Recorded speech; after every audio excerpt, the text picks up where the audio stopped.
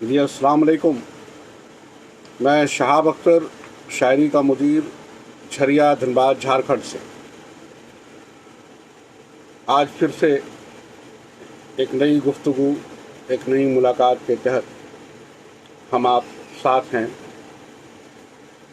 इधर दो तीन मुसलसल वीडियोस में सियासत की बात हो रही थी, लेकिन आज हम लोग बात करेंगे अदब के सिलसिले से, शायरी के सिलसिले से।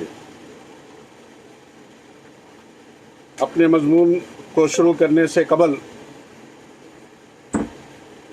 एक शेर मुल्क के सियासत के नाम कि वो मुतमिद था क्या जिसने एतबार का कत्ल, बस और कुछ न कहो मीरे कारवां के लिए। शेर भोपाली का शेर, मुल्क के क़यादत की नज़र। अब आइए अब हम लोग अपनी बातें अदब के हवाले से, शायरी के ताल्लुक़ से शुरू करें। उससे पहले दो बातें मैं कहना चाहूँगा। आज का जो वक्त है, कोरोना का वक्त है, कोरोना का अहद का, कोरोना काल का वक्त है, और बहुत से लोग एक साल से मुसलसल जो इन हालातों से गुज़र रहे हैं, उसमें कहीं ना कहीं थोड़ी बहुत उदासी, नाउमीदी, बेबसी का उन्सुर भी आ जाता है। लेकिन ज़िंदगी जो है पुरुमीद रहने का नाम है, ज़िंदगी हमेशा ही जीने का नाम है। और मैं तमाम लोगों से ये कहना चाहूँगा कि इस दुनिया पानी में जो है बहुत से ऐसे औकात आए हैं जब लगा है कि दुनिया अब बिल्कुल ऐसे हालात में है कि बस इस दुनिया को ख़त्म हो जाना चाहिए, और उसके बाद से फिर एक नई शुरुआत हुई है, नई ज़िंदगी आई है, नई दुनिया आई है, नई हरियाली आया है और नया वक्त आया है। तो ये दुख का वक्त, ये मुसीबतों का वक्त, ये उदासी और ये बेबसी का वक्त भी गुज़र जाएगा। आप सब्र रखें, इंशाअल्लाह अच्छे दिन आएंगे और इससे बेहतर दिन आएंगे। चलिए, ये तो पैगाम इसलिए था कि अभी के वक्त के साथ मुझे ये कहना ज़रूरी इसलिए भी लगा कि आसपास जो नाउमीदी और उदासी का जो मंज़र है, उसमें कुछ कमी अगर इस वजह से आ जाए तो बहुत अच्छी बात है। आज रिसाले इंसानियत, ये भोपाल से देवनागरी में निकलने वाला एक अदबी सहमाई रिसाला है, और वर्ष 8 अंक 30 जुलाई अगस्त सितंबर 2016 का ये शुमारा मेरे हाथ में है। और ये ख़ास शुमारा रिसाले इंसानियत जो भोपाल से शाये होता है शेरी एकेडमी के जानिब से, वो डॉक्टर कुमार प्रजापति विशेषांक है। और डॉक्टर कुमार प्रजापति के एक मजमून इस खाकसार का भी शाया हुआ है, शहाब अख्तर का मजमून इसमें शामिल इसात है।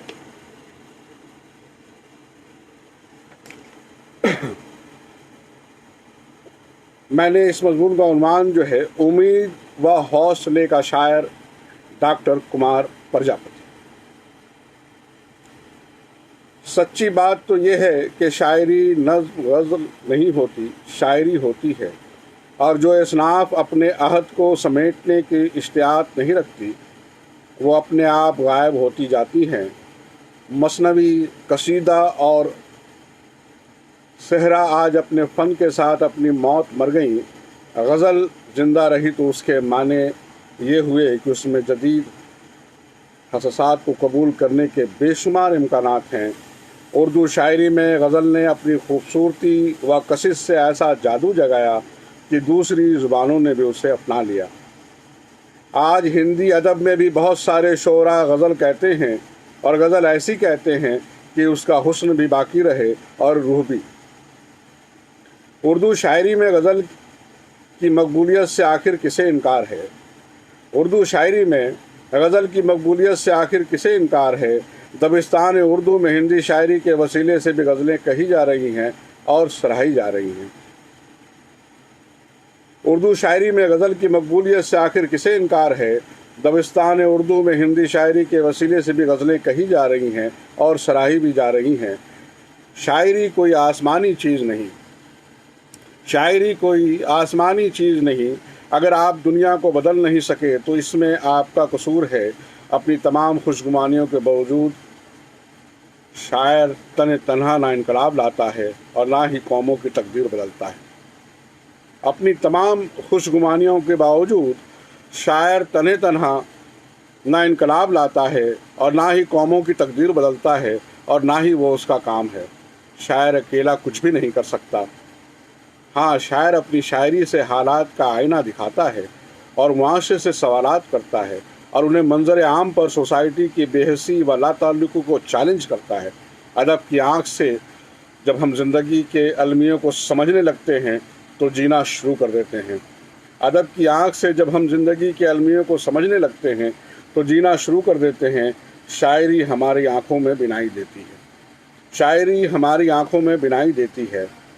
ادب کے اثرات بے حد گہرے ہوتے ہیں۔ ایک نئی تہذیب کا جنم ادب کے جینے سے گزر کر ہی ممکن ہے۔ دنیا و زندگی میں ادب و شاعری کی اہمیت، ضرورت بے حد خاص اور اہم ہے۔ شعر و ادب کی موجودگی جگنوں کی نہیں ہونے کے ثبوت ہوتے ہیں۔ آج ادب و شاعری سے دنیا کی بے رخی نے امن کو خطرے میں ڈال دیا ہے۔ آج شعر و ادب کی موجودگی جگنوں کے نہیں ہونے کے ثبوت ہوتے ہیں۔ آج ادب و شاعری سے دنیا کے بے رخی نے امن کو خطرے میں ڈال دیا ہے۔ آج وقت و حالات کی جو اہم ضرورت ہے کہ ادب کی تبلیغ ہو اور انسانیت کا پھیلاؤ ہو، آج بہت اس کی ضرورت ہے کہ انسانیت کا پھیلاؤ ہو۔ سدھارتھ نے دیکھا کہ کپل وستو کے بھرے پورے محل میں وہ کیسے تنہا ہو گیا اور ایک اذیت ناک کرب سے گزرا۔ سدھارتھ کی موت ہوئی، سدھارتھ مر گیا اور گوتم بدھ پیدا ہوا۔ شاعری سدھارتھ ہے، شاعری گوتم ہے، شاعری کائنات ہے۔ شاعری اداسی کو لفظوں میں بدل کر آواز دیتی ہے۔ شاعری انسانیت کا پیغام ہے۔ شاعری آج کی ضرورت ہے۔ اس وقت دنیا جس طرح بارود کے ڈھیر پر بیٹھی ہے، شاعری آج کی ضرورت ہے۔ اس وقت دنیا جس طرح بارود کے ڈھیر پر بیٹھی ہے، ادب و شاعری کی ضرورت اور بھی زیادہ ہے۔ دنیا میں ادب نے ہی انسانیت و شانتی کا پیغام دیا ہے۔ شاعری پیغمبری کا کام کرتی ہے۔ دنیا میں ادب نے ہی انسانیت و شانتی کا پیغام دیا ہے۔ شاعری پیغمبری کا کام کرتی ہے۔ شاعری پیغمبری کا کام کرتی ہے۔ شاعر پیغمبر ہوتا ہے۔ گوتم بدھ کے اسی شہر گیا بہار سے ہی میں ایک دائی پرچارک کو لے کر آیا ہوں، جن کا نام نامی ہے ڈاکٹر کرشن کمار پرجاپتی، اور جو شاعر ہیں، ادیب ہیں، نقاد ہیں اور ایک بہترین انسان ہیں، اور سب سے اہم بات میرے بہت ہی عزیز دوست ہیں، میرے بہت ہی عزیز بڑے بھائی ہیں۔ آئیے آج ڈاکٹر کمار پرجاپتی کے شاعری پہ ہم چند باتیں کریں۔ ڈاکٹر کمار پرجاپتی کا شعری مجموعہ سوچ کی تتلیاں میرے مطالعے میں ہے اور مجھے حکم ہوا ہے کہ اس پر میں ایک مضمون لکھوں۔ کسی شعری مجموعے پر کچھ لکھنا بے حد مشکل ترین عمل ہے۔ آج غزل کی شاعری میں جو ٹھہراؤ آیا ہے وہ غزل کے مطالعے سے میرے ذہن کو دور کرتا ہے اور میرا ذہن اچھی شاعری کے تلاش میں، اچھے اشعار کی جستجو میں بھٹکتا بھی رہتا ہے۔ چونکہ غزل ہی تو اردو شاعری کی آبرو ہے، لہٰذا سوچ کی تلیاں کا مطالعہ میں نے نامودی سے شروع کیا اور جیسے جیسے آگے پڑھتا گیا مجھے اچھی شاعری کا انکشاف ہوتا گیا، احساس ہوتا گیا۔ ڈاکٹر کرشن کمار پرجاپتی کا یہ شعر تو مجھے چونکا گیا۔ چونکہ غزل ہی تو اردو شاعری کی آبرو ہے، لہٰذا سوچ کی تلیاں کا مطالعہ میں نے نا امیدی سے شروع کیا اور جیسے جیسے آگے پڑھتا گیا مجھے اچھی شاعری کا انکشاف ہوتا گیا، احساس ہوتا گیا۔ ڈاکٹر کرشن کمار پرجاپتی کا یہ شعر جیسے مجھے چونکا گیا۔ شعر دیکھیں۔ میں نے کب ہمت چھوڑی ہے، میں نے کب چھوڑا میدان، ہاتھوں سے تلوار گری تو بازو کو تلوار کیا۔ میں نے کب ہمت چھوڑی ہے، میں نے کب چھوڑا میدان، ہاتھوں سے تلوار گری تو بازوؤں کو تلوار کیا۔ ڈاکٹر کمار پرجاپتی اچھے شعر کہنے کا ہنر جانتے ہیں۔ غزل میں اپنی بات کہہ سکنے کا فن بھی بخوبی وہ جانتے ہیں۔ ان کی کئی غزلیں مجھے بےحد پسند آئیں اور چند اشعار تو ایسے ہیں جن کے حوالے سے ان کی شناخت قائم ہوتی ہے اور وہ غزل کے ایک اچھے شاعر ثابت ہوتے ہیں۔ ان کی شاعری میں बेहद امکانات ہیں۔ آزادی کے بعد غزل کا جو نشاط ثانیہ ہوا وہ لہجے اور محاورے کے تبدیلی کے بغیر ممکن نہیں تھا۔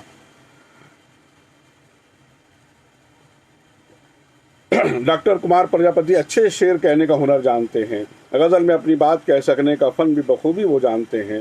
ان کی کئی غزلیں مجھے बेहद پسند آئیں اور چند اشعار تو ایسے جن کے حوالے سے ان کی شناخت قائم ہوتی ہے اور وہ غزل کے ایک اچھے شاعر ثابت ہوتے ہیں۔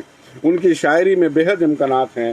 آزادی کے بعد غزل کے جو نشاط ثانیہ ہوا وہ لہجے اور محاورے کی تبدیلی کے بغیر ممکن نہیں تھا۔ آزادی کے بعد ہماری تہذیب جس کا بحران اور تشکیل نو مشکل ماحول سے گزر رہی ہے، اس کے اظہار کے لیے ایک طرف اس صنف کا سہارا لینا ناگزیر تھا جس کے رگ رگ میں اردو تہذیب کا عطر بسا ہوا ہے، دوسری طرف اس کے اظہار رفتہ رموز علائم استعارات اظہارات سے انحراف بھی ضروری تھا۔ جدید غزل گو اقتصاب و انصراف کے اس دوہری راستے سے گزر رہے ہیں۔ روایت سے انحراف کے باوجود قدیم اسالیب تک نئی جہتوں سے رسائی جدید اظہار کا ایک اہم وسیلہ ہے۔ آج غزل اردو ہندی میں اپنے نئے پن کے ساتھ ہے اور نئی غزل میں ایک اہم نام ہے ڈاکٹر کرشن کمار پرجاپتی۔ بنیادی طور پر تو وہ ہندی کے ادیب و شاعر ہیں۔ ابھی تک ان کے 4 کویتا سنگرہ اور 2 کہانی سنگرہ شائع ہو چکے ہیں۔ ڈاکٹر صاحب کی ایک تحقیقی کتاب بھی شائع ہو چکی ہے۔ شعری اکیڈمی بھوپال کے زیر اہتمام اردو رسم الخط میں شائع ان کا یہ شعری مجموعہ سوچ کی تلیاں ان کی 8ویں کتاب ہے۔ مانو انہوں نے 7 آسمان طے کر لیے ہوں۔ مانو انہوں نے 7 آسمان طے کر لیے ہوں۔ ڈاکٹر پرجاپتی نے غزل کی روایت کو غزل کے حسن کے ساتھ آگے بڑھایا ہے۔ آپ غزل کے رموز نکات سے بخوبی واقف ہیں۔ ان کے کلام میں زبان و بیان کی صفائی اور سادگی تو ہے ہی ساتھ موضوع اور مضامین کے تاثیر اور تخیل کی بلندی بھی پائی جاتی ہے۔ ان کی غزلیں پڑھ کر خوشی ہوتی ہے اور ان کے اشعار روایت کی پاسداری کے ساتھ ساتھ عصری تقاضوں کی بھی نمائندگی کرتے ہیں۔ ان کی زبان سادی عوامی زبان ہے جس میں ہندی اردو دونوں ہی زبانوں کے مدھر سنگم ہے۔ اب ڈاکٹر کرشن کمار پرجاپتی کے چند اشعار ملاحظہ فرمائیں۔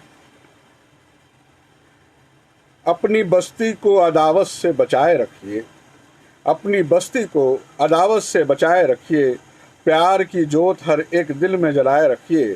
اور شعر دیکھیں کہ سخت لہجے میں بڑی بات بگڑ جاتی ہے، سخت لہجے میں بڑی بات بگڑ جاتی ہے، اپنے لوگوں کو سدا اپنا بنائے رکھیے۔ سخت لہجے میں بڑی بات بگڑ جاتی ہے، اپنے لوگوں کو سدا اپنا بنائے رکھیے۔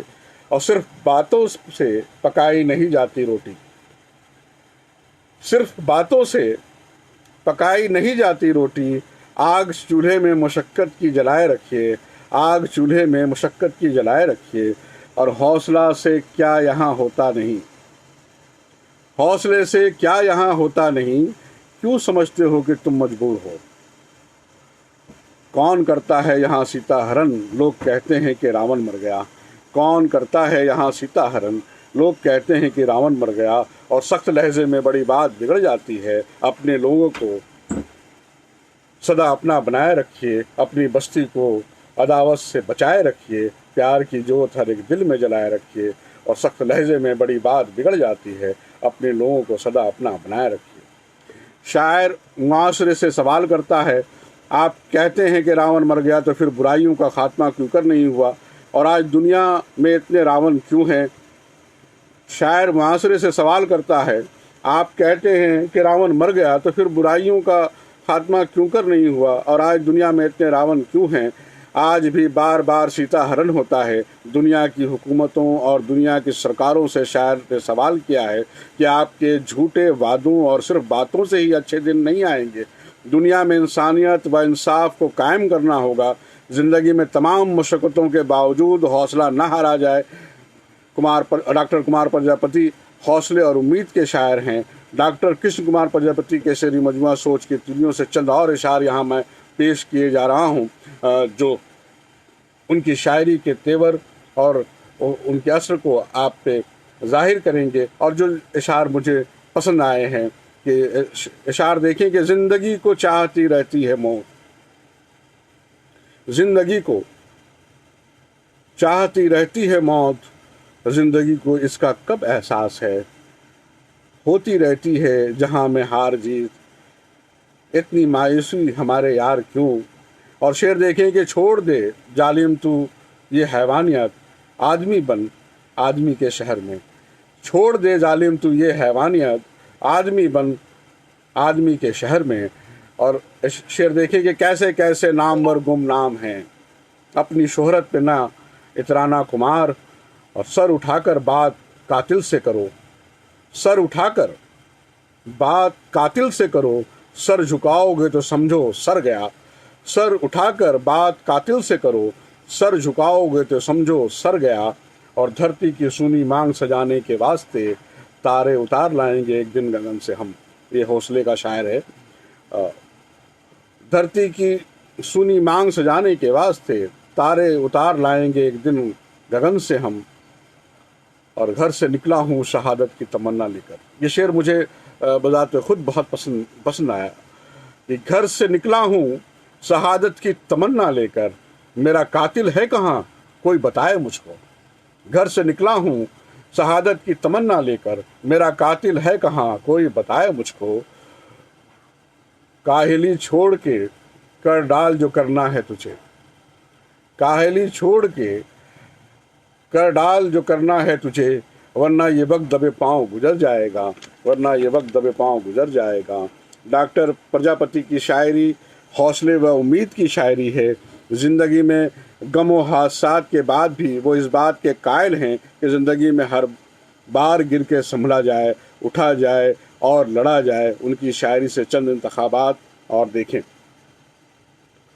کوئی میرا نہ تھا، ہر شخص اسی کا ٹھہرا، جس کو اپنا میں سمجھتا تھا پرایا ٹھہرا، وہ بھی بدنام